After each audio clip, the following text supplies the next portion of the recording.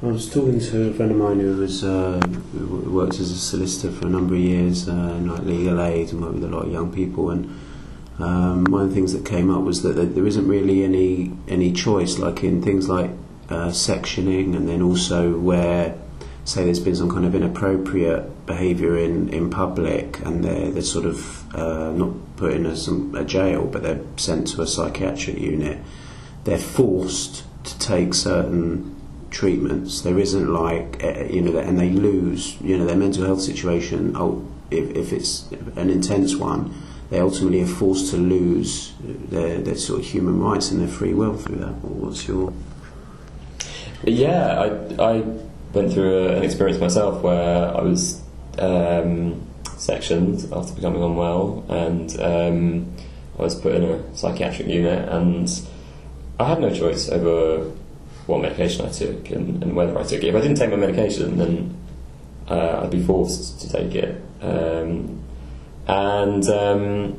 You've got no say. You've got no say in your treatment at all, and it's detrimental to your mental health. When you lose that choice, I found myself getting worse in hospital because I didn't have a choice, because I was stuck there, and because I was forced to do everything from what time I got up in the morning to what time I had my meal, what I ate. Everything is forced upon you, and it's how's that good for someone's mental health? It's not at all.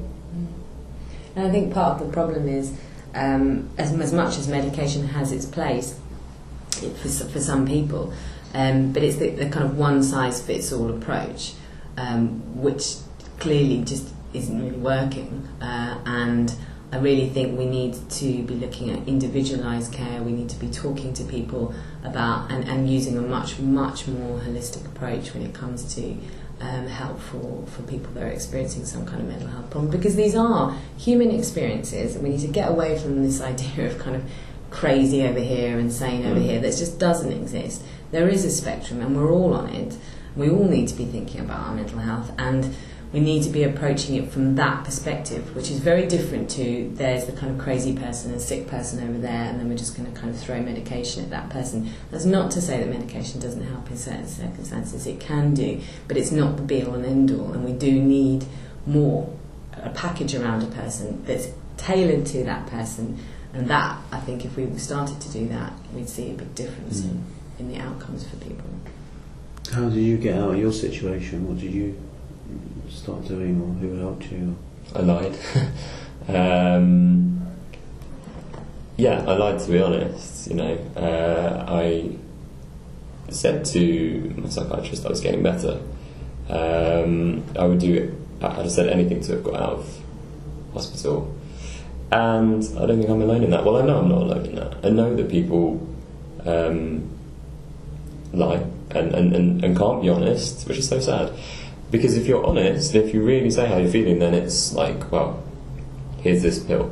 You know what I mean? It's first time that because I started having anxiety and panic attacks when I was in hospital for the first time, and I told my psychiatrist about this, and he was like, well, we've got a pill for that.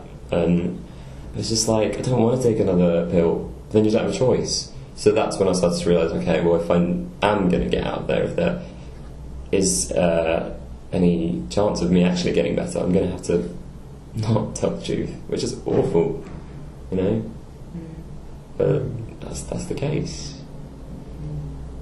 You knew that you had to find an alternative means other than what they were forcing you on? Yeah, absolutely. They put me on really strong antipsychotics, which I stayed on for a while, but then I was just becoming numb, absolutely numb, and I said, right, that's it. I'm going to come off these, and I went completely cold turkey, and